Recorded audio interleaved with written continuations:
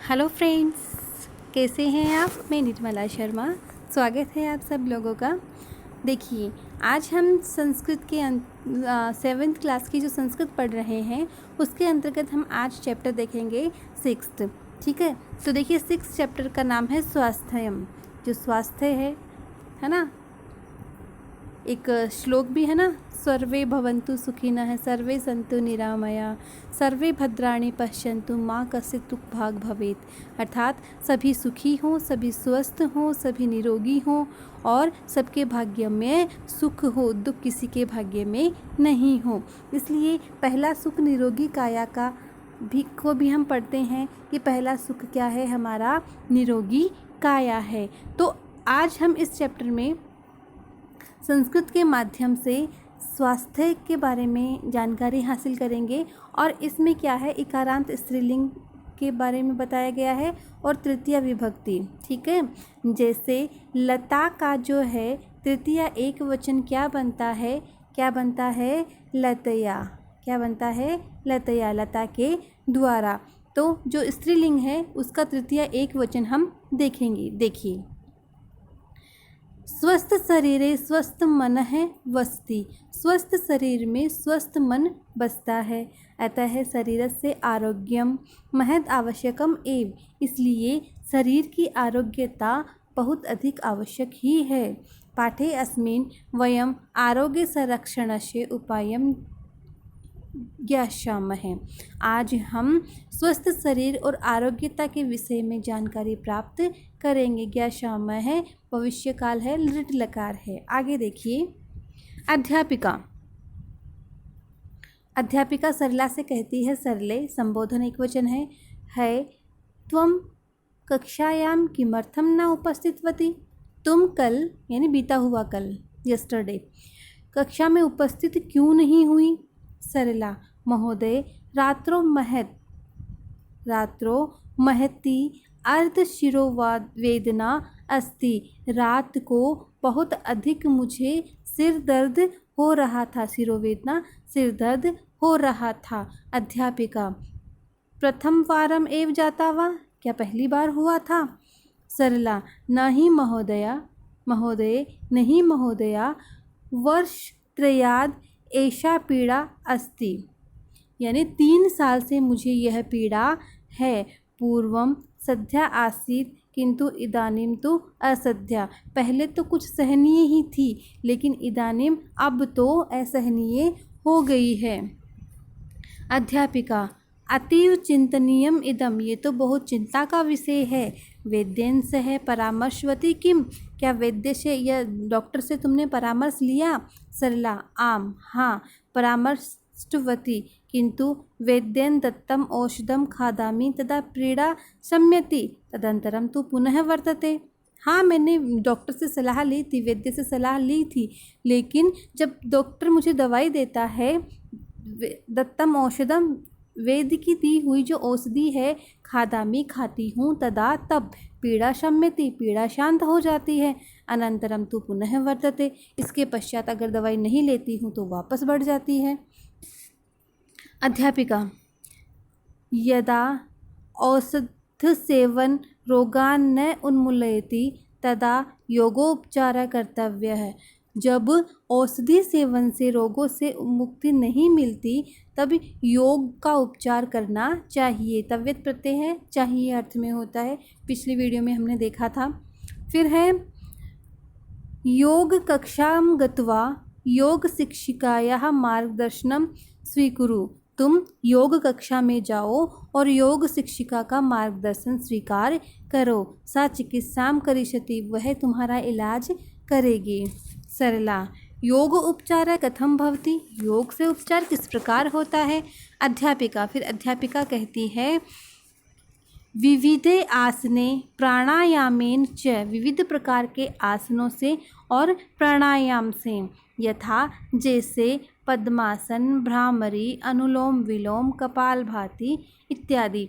हम इत्यादि अगर योग और प्राणायाम करेंगे तो हमारे शरीर के सारे रोग क्या हो जाएंगे, नष्ट हो जाएंगे। ठीक है, आगे देखो। सरला, तरही तो स्वह, कल जो आने वाला कल है, टुमारो। रविवार सरः, कल रविवार है। अहम स्व एव योग शिक्षिकायाः सह मेलिष्यामि, मैं कल ही योग शिक्षिका से मिलूंगी।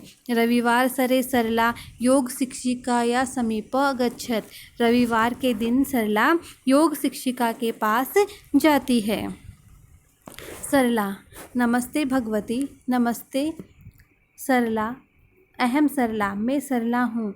मम शिक्षिका देवी रमा भवत्या, मेरी शिक्षिका जो देवी रमा है, भवत्या आपसे, सह आपके साथ, मेलितुम मिलकर, माम प्रेरितवती मुझे प्रेरित किया है। मम सिरसी अर्धभागे वेदना भवती, मेरे सिर के आधे भाग में बहुत दर्द होता है।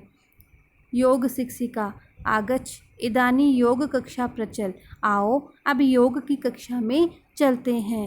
त्वम अपि भागम स्वीकरो, तुम भी भाग स्वीकार करो, तुम भी इसमें भाग लो। आगे देखो, सरला, आम आगच्छामि, हाँ आती हूँ। योग शिक्षिका, आदौ सिद्धाम पद्मासनम च करिष्यामि, अब हम क्या करेंगे, पद्मासन करेंगे। एतासाम अभ्यासेन एक स्थितो उपवेशन स्थिरः भवति, इस अभ्यास में एक स्थितो उपवेशम स्थिरम भवति, इसमें आपका जो ध्यान है वह क्या रहना चाहिए, स्थिर रहना चाहिए। एक साथ बैठ के ध्यान स्थिर रखना चाहिए। तदा अध्ययनेन कार्ये प्राणायामे च काठिन्यम न स्यात्,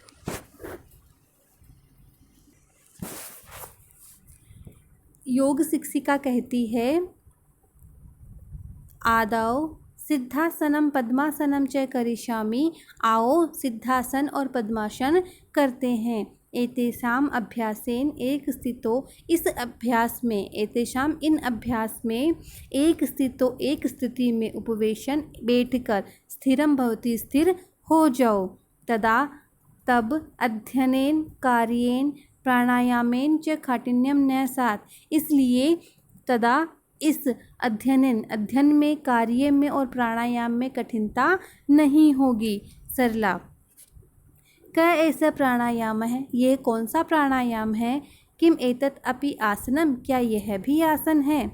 योग शिक्षिका, न प्राणायामेन श्वासोच्छ्वन नियंत्रणम भवति, प्राणायाम में श्वास पर जो श्वसन क्रिया है उस पर नियंत्रण होता है। अनेन हृदय रोगे नासिका रोगे श्वास रोगे च लाभा भवन्ति, इसके द्वारा हृदय रोग में, नासिका रोग में और श्वास रोग में क्या मिलता है, लाभ मिलता है। सरला, योग कक्षा किमर्थम प्रातरेव आयोजिते, योग कक्षा क्यों प्रातः ही आयोजित की जाती है। योग शिक्षिका कहती है, प्रातः काले सूर्य शांतः, सुबह सुबह क्या रहता है, सूर्य शांत रहता है। वायु शीतल एवं निर्मल रहती है। प्रातः काल सुखकर भवति, प्रातः काल सुखकर होता है। योग प्राकृतिक उपचार है, योग जो है वो प्राकृतिक उपचार है। अतः प्रातः काल योगाय उचित है, इसलिए जो प्रातः काल है वह योग के लिए क्या है, उचित है। योगाय चतुर्थी एकवचन के लिए।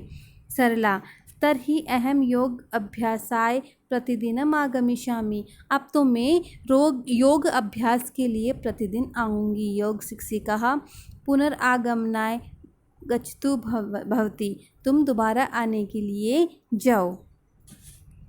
आगे देखिए, अब हम करते हैं क्वेश्चन आंसर। देखो ये कुछ वर्ड है का मतलब होता है बीता हुआ कल, क्षुधा भाव का मतलब होता है भूख, उदर पीड़ा पेट, मार्गदर्शनम मार्गदर्शन, स्वीकुरु स्वीकार करना, सिद्धासनम सीधे होकर बैठने वाला आसन, मनो निग्रहार्थम मन की जो स्थिति है, वो मन की जो पीड़ा है वो है निग्रहण, दूर होना। ठीक है, आगे देखो, सरला, कृते औषधन योजनाएं कै करोत, सरला के लिए औषधि का योजन किसने किया था, वैद्य ने। किसने किया था, वैद्य। ठीक है, शरीरम चित्तम च केन स्वस्थम भवति, शरीर और मन किससे स्वस्थ होता है? प्राणायाम और योग से। कह काल योगाय उचितम भवति, कौन सा समय योग के लिए उचित होता है? प्रातः काल है। श्वासोच्छ्वसन, श्वास जो श्वास क्रिया है, केन नियंत्रति भवति, किससे नियंत्रित होती है? किससे नियंत्रित होती है? योग के द्वारा। आगे देखो, स्थिगत औषधेः पुनः प्रादुर्भवति, यानी जब औषधि ले लेती हूँ तो पुनः आ जाती है क्या? पीड़ा। योग शिक्षिकायाः स्वीकुरु क्या? योगस्य। अभ्यासेन अनेन लाभा संभवति, कौन से अभ्यास से? किसके? योगस्य अभ्यासेन, ठीक है। और इसमें योग है, उपचार है, और योग किसका उपचार करता है? प्राकृतिक उपचार। योग क्या है? प्राकृतिक उपचार, ठीक है। मार्गदर्शनम अभ्यासेन एन लाभा भवति, किसी के मार्गदर्शन के अभ्यास से ही क्या होता है? लाभ होता है।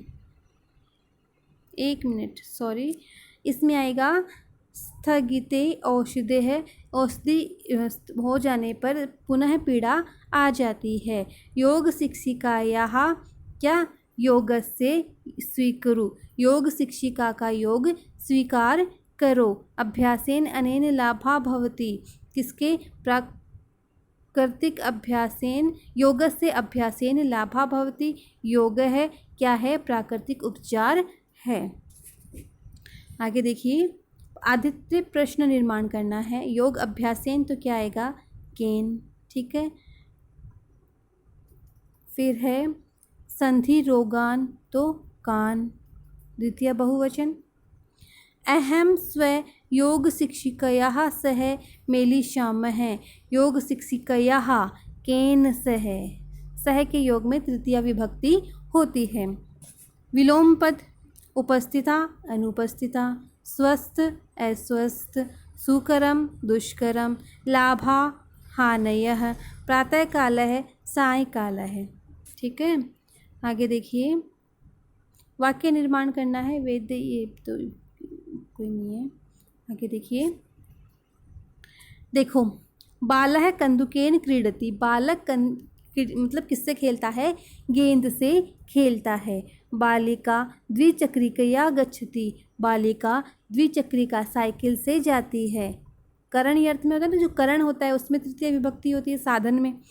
नापितः कर्तया केशान कर्तयति, जो नाई है, नापित मतलब नाई, कर्तया कैंची से, केशान बालों को, कर्तयति काटता है। अब हमें तृतीय विभक्ति बनाना है। जैसे चमस है, चम्मच, चमसेन, चस्क है, चस्केन, दर्पणेन, दीपेन, जलेन, ठीक है। मालया, शाखाया, शाखया, लतया, स्थालिकया, ठीक है। द्रोणी, द्रोण्या, नगर्या, नर्तक्या, नार्या, ठीक है। ये तृतीया, ये पुल्लिंग में, आकारांत पुल्लिंग में ये नपुंसकलिंग का है, ठीक है। ये आकारांत स्त्रीलिंग है, ये इकारांत स्त्रीलिंग है। इनमें तृतीय विभक्ति ये बनती है, इसमें ये बनती है और इसमें ये बनती है, ठीक है। जैसे पुल्लिंग में बनती है, जैसे रामेण है, ठीक है, बालकेन है, माला है तो मालिका, मालया है, शाखया है, लतया है, स्थालिकया है। फिर लेखनी दीर्घ इकारांत है तो लेखन्या बना तो द्रोण्या, ऐसे बनता है तृतीया में। आगे देखिए, कोष्टक के प्रदत्त शब्द से उचित रूपम वाक्यम पूरयेत, वृद्ध है किससे जाती है? दंड से, मतलब जो वृद्धा है वो लकड़ी लेकर जाती है तो क्या बनेगा? दंडेन, ठीक है। गोल दीपः प्रकाशः भवति, तो गोल दीपेन, भगिनी शाकम कर्तयति, छुरिकया, ठीक है। लेखिका, लेखन्या, लिखती, लेखनी से लिखती है। अधिकारी, कार्यानम मतलब कार्यानेन, क्या बनेगा? कार्यानेन, जो अधिकारी है वो कार्यान से जाता है। तृतीय विभक्ति द्विवचने बहुवचने रूपाणि लिखत। जैसे हस्तेन का बना हस्ताभ्याम हस्तैः, ठीक है। जनेन का बना जनना जनेन जन, फिर जनाभ्याम जनैः, क्या बनेगा जनैः, ठीक है। वृक्षेण का बना वृक्षाभ्याम वृक्षैः। पत्रेण का बना पत्राभ्याम पत्रैः। फलेन फलाभ्याम फलेभ्यः। दर्पेण दर्पणाभ्याम दर्पणैः। ये दोबारा आ गया, दर्पणेन दर्पणाभ्याम दर्पणेन। स्त्रीलिंग में बनता है जैसे गोरी का बना गोरिया गोरीभ्याम गोरीभिः। तो लेखनी का बना लेखन्या लेखनीभ्याम लेखनीभिः। नद्या नदीभ्याम नदीभिः। पार्वत्या का बना पार्वतीभ्याम पार्वतीभिः। नारीभ्याम नारीभिः। सखीभ्याम सखीभिः। माधवीभ्याम माधवीभिः। ये आ गया, देखो। कदलीफलम सेवम आम्रम मधुकर्टी, ठीक है। वृतांत दाड़िम, ये जो फल हैं उनके नाम हैं, फलों के नाम हैं संस्कृत में। ये आप इनको पढ़ लेना, ठीक है। सो फ्रेंड्स, ये अपना चैप्टर कंप्लीट हुआ। तो कैसा लगा आपको वीडियो? कमेंट करिएगा, लाइक शेयर ज़रूर करिएगा। धन्यवाद।